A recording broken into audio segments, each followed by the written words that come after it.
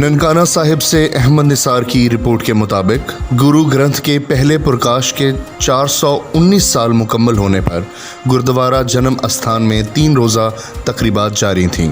गुरुद्वारा को दुल्हन की तरह सजाया गया था।